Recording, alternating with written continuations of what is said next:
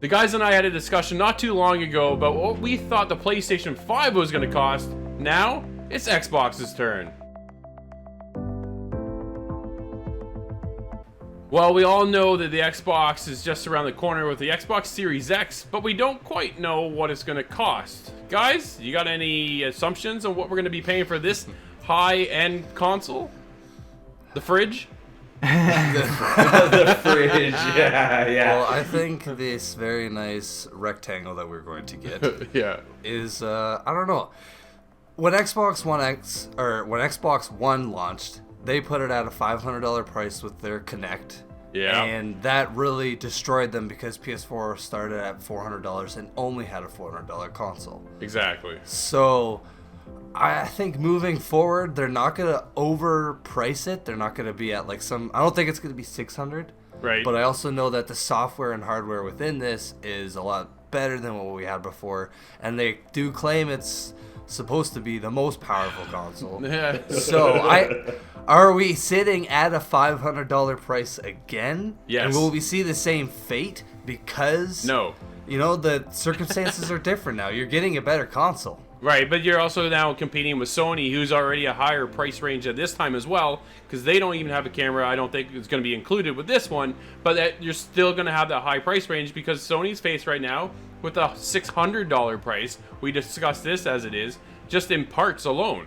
Yeah. So I think Xbox, being they, have the advantage now, and they've been holding on to their cards right now as well, right? Everybody's so tight-lipped where they're at with their price that you kind of speculate where we're going to be and how high do you want to go, because Xbox doesn't want to do the same thing they did this gen when they launched the Xbox One.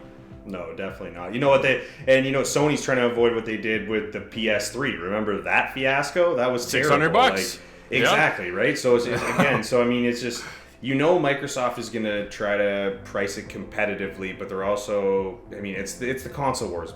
We know how it goes, right? Yeah. Sony and Microsoft are going to battle till the end, and people that love Sony are going to keep loving Sony, and people that love Microsoft are going to keep loving Microsoft. But I think this Xbox is going to be more affordable than the PlayStation overall anyways, because I think that's just a strategy that Microsoft is going to go with this year. Because I think, especially with what's going on in the world right now, I think it's going to really come down to what's more affordable in the end, regardless of what technology's in there. Like, I know PlayStation announced their new DualSense controller, but to be totally honest, it looks cool, but it's technology, again, like the pad on the PS4 DualShocks that didn't really get used, the gesture pad, right? So I'm interested to know how much of the technology that's in their new stuff is actually going to be used. So that jacks their price up. When Xbox kept theirs, they did improve the controller and they changed it. The physical look of it isn't really that much different than what we're used to playing with. So, maybe that's what helps them keep their price point down. But I would definitely in that, $5 to $550 range. I don't see them going to like $599 or anything like that. Well, that could be maybe $5.99 Canadian, as we are kind of known to experience over here in Canada, right? So that's my only concern. But yeah, when PlayStation launched PS3, it was $600, and they're like, you know what? We are so big right now with the PS2 that you're gonna go get another job and buy this PS3. And then we came out and we're like, nope, I'm not getting another job. We're not doing that. I'm not getting another job to buy this. and then Xbox comes out the following gen and goes $600, and they were like, nope, I'm still not getting that other job, guys. Like, it's just not happening, right? Especially, like you said, Corey, right now with everybody and everything going on with COVID-19, everybody's wallets are getting real tight.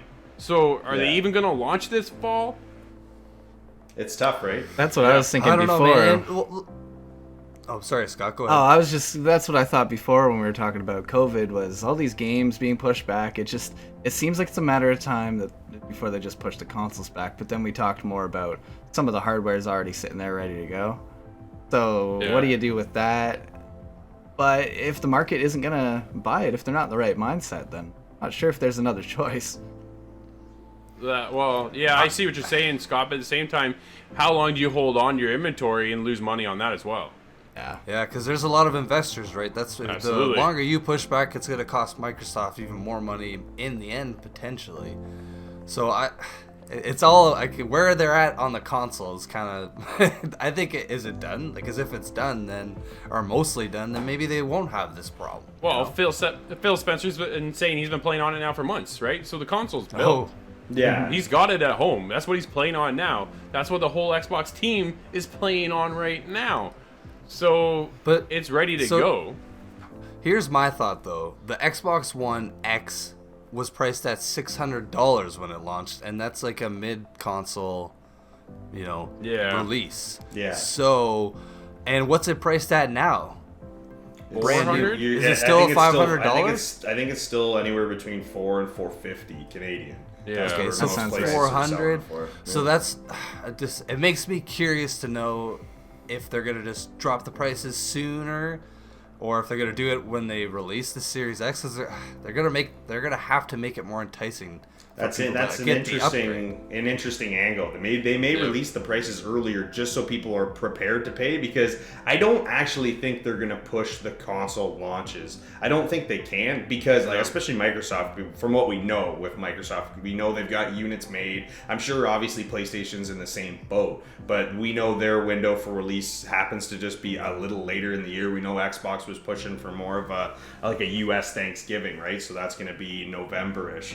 So I mean, I don't know. Maybe they do release the prices earlier so people have more time to save money, because they're worried when they do release these consoles, will come November, December, January, that that maybe there's just not as many people going out to buy them, because that's a game console is a luxury as much as we consider it an everyday item. Yeah. Even it's not something you should factor into your normal everyday expenses, right? So who knows? Maybe they position themselves, like Nate said, with an earlier price out so people understand what it's actually going to cost to obtain this technology. I don't know. I just hope it's not too expensive, because I don't have one. So. Exactly. Well, Yeah. right now with everything going on, how many people are gaming more now than ever? So now It's unbelievable. Exactly. So now that you jump in and then say by November, we're back to work, right? Hopefully, fingers crossed. Who knows?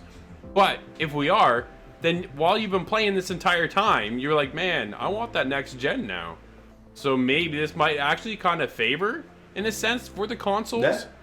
So you're getting more people now on their service. Like Microsoft went up for Xbox Live 40% right now because Oh man, of you could all feel this. the tremor Oh. in the service. Xbox Like Live is servers of all games were back up. shutting down for like 2-3 Oh man, days. it's been rocky sometimes, right, for us to get on Wow. and play. But we're Yeah. playing now more than ever we have ever been. So for that going forward, I think it's only going to entice more people to buy the next gen console. Whether or not people are going to stick around are going to be one thing. So you're getting, I think right now we're getting two kinds of gamers. One that you've already had the audience, and then those who've kind of had friends and get pulled over and pulled in by them. Go, you know what? I normally play games on my phone. Maybe I'll check out the Xbox. It's been sitting there. My kid's been playing it. Whatever. I'll go check it out. So now they're playing. So maybe then Halo. They jumped into Halo, or who knows what they've been playing, but maybe it sucks Well, them look at in. Nintendo with the Switch. Oh, Animal yeah. Crossing. Nintendo's telling people we're releasing more. We've made more Switches, because they sold out of Switches everywhere. Because people are playing, people are going home and playing games. Well- and I mean, yeah, Nintendo's definitely a little more of a viable option when it comes to just going out and buying a console. Even though much the Switch cheaper. isn't the Switch isn't cheap. I mean, it's still expensive. I mean, you're still dropping $350 if you're buying the regular Switch. Yeah, but you're not So buying it at 500, 450 for an X right now either, right? Again, right? So, I mean, people are going in, so you're right. There's us hardcore gamers that, okay, well, we may have time off from our regular jobs, but now we also do this, and we just love to game, so this is a great opportunity to get in more time for this. Yeah. And we've got all these casual people playing games like Animal Crossing, and maybe they go from playing the Switch, now they want a PS5, or they want a new Xbox Series X. So, you're right. People spending time at home playing games means that after this is all said and done and people go back to more of a normal lifestyle, I think there'll be more people gaming than there was before Yeah. this. Yeah, Definitely. it's absolutely possible. Hit us up at InsideTheGame.ca and let us know what you think of the Xbox Series X and what its price is going to be.